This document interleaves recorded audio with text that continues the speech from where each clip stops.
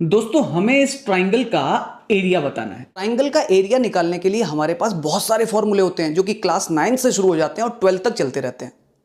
कौन सा फॉर्मूला लगाएं हम, उसके लिए सबसे पहले जरूरी काम यह कर लेते हैं कि ट्राइंगल है कैसा। क्योंकि अगर कहीं ट्राइंगल आइसोसेलेस इक्विलेटरल ट्राइंगल हो गया तो मजे ही आ जाएंगे यार। ऐसी सिचुएशन में ट्राइंगल की तीनों ही साइड्स इक्वल होंगी। आप चाहें तो इस बात को सिमेट्री के बेसिस पर भी देख सकते हैं, आप चाहें तो इस बात को इस फॉर्मेट में भी समझ सकते हैं कि किसी भी बाहरी पॉइंट से किसी सर्कल पर अगर हम दो टेंजेंट ड्रॉ करते हैं तो दोनों टेंजेंट का लेंथ इक्वल होता है। उस नोट पर ये टुकड़ा इस टुकड़े के बराबर होगा भाई, ये और ये बराबर होंगे, ये और ये बराबर होंगे। अब सिमेट्री के बेसिस पर ये जो लेंथ होगी ये आपस में भी तीनों बराबर होंगी।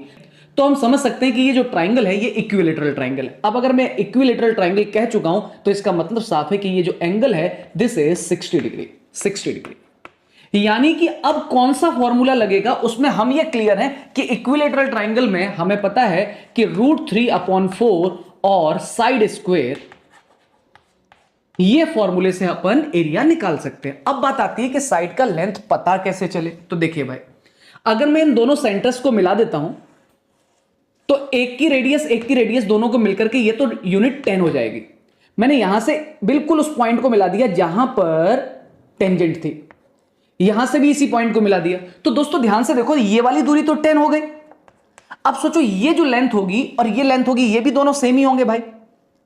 कारण है उसका क्योंकि ये और ये लेंथ भी 5 एंगल भी सेम है भैया।